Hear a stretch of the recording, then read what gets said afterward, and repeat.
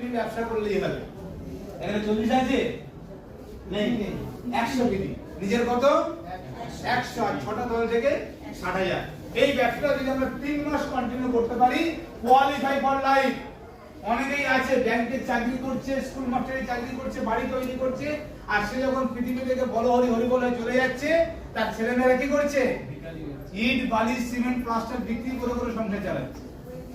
কেন? বাড়ি মেইনটেইন করার পয়সা নেই। সুতরাং আপনি আমি অনেক সৌভাগ্যবান, আমরা ভেস্টিজের শরণার্থী এসেছি, এবং আমরা যদি ভেস্টিজ করে যদি হাউস ফান্ড পেয়ে যাই, যে বাড়ি আমরা যে ইমারত আমরা তৈরি করে যাব, এটা মেইনটেইন করার জন্য আমরা হাউস ফান্ডটা আমাদের জেনারেশনকে দিয়ে যাব। সুতরাং ফান্ড আমাদের লাইফ টাইম চলবে। আর একটা ইউনিক বিজনেস প্ল্যান আমরা পেয়েছি।